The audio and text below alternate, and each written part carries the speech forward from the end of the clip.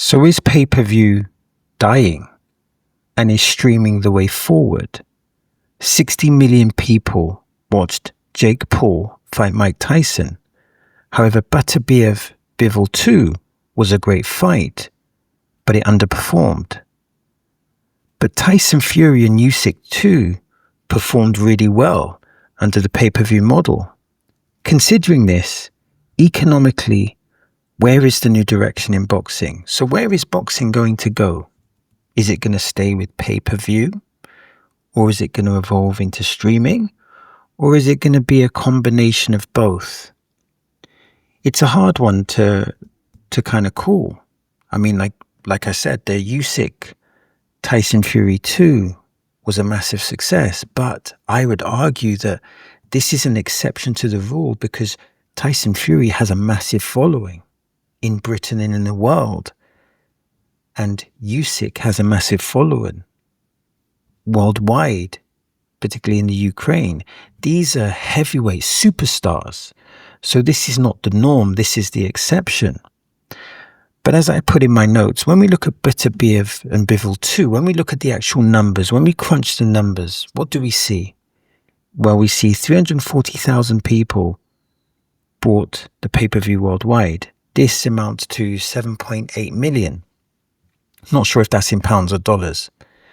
Now, this seems significant, but then you need to factor in that both fighters were paid 10 million each.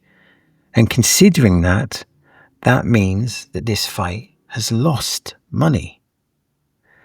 And then when we go to Tyson Fury Usyk 2, again, what are the numbers? So I've got here 1.5 million buys. And that means that it made over 50 million. But despite this, the expenses of the fight of 120 million means that there was an actual loss of that fight. So even though the fight performed phenomenally well, when you break it down, the basic element of a business is not just what you make. What is the profit? There was no profit. It did not break even. And then we look at the Jake Paul, Mike Tyson situation. And a lot of people were very disappointed. And I totally get it. I totally get it.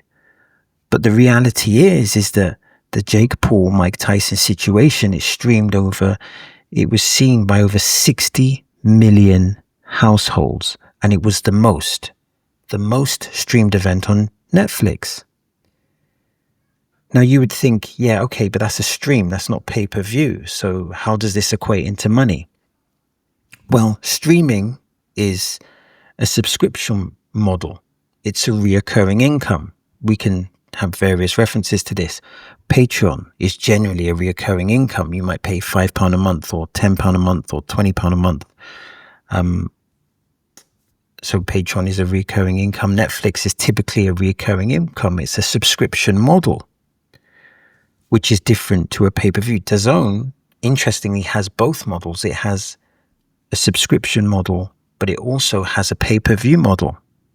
So when we look at the live gate of Jake Paul versus Mike Tyson, we have 18.1 million, and then you have a streaming viewership of 60 million households.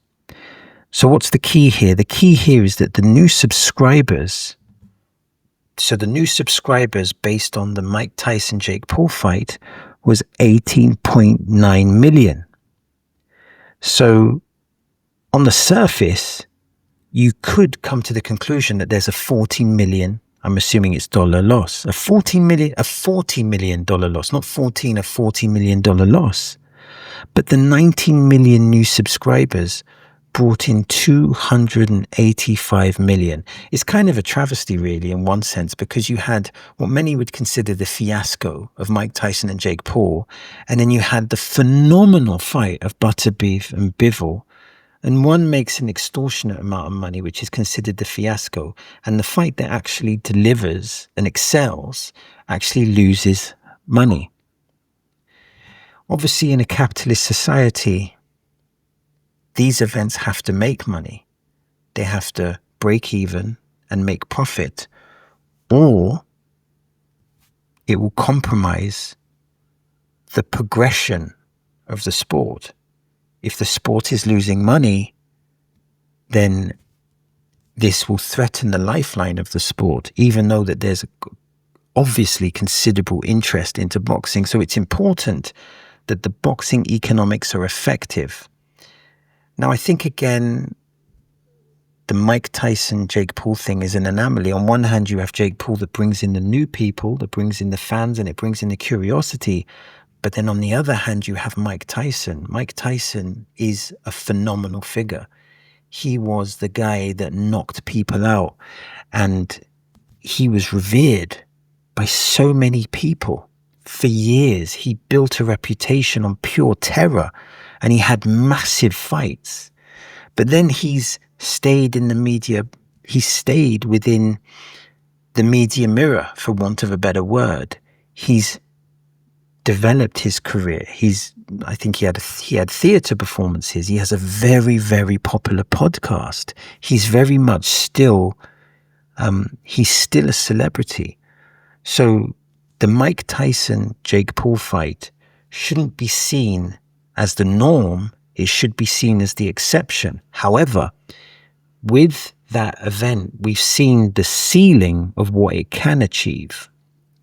And I guess it shows the importance of why fighters build up brands, because look at that. Mike Tyson's brand, and to a certain extent Jake Paul's brand on a lesser level, but he's still a famous guy, brought in 60 million eyeballs.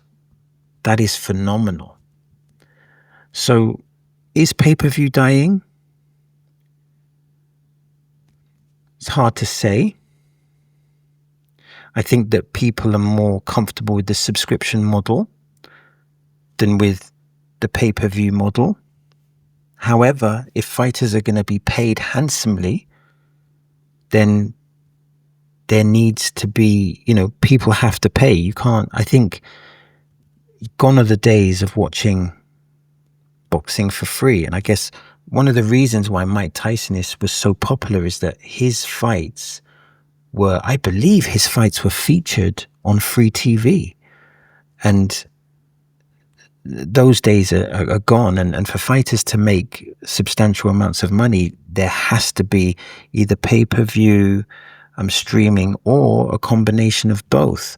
I think maybe the more interesting question is the pay-per-view needs to be fairly priced to not force out boxing enthusiasts. And I think,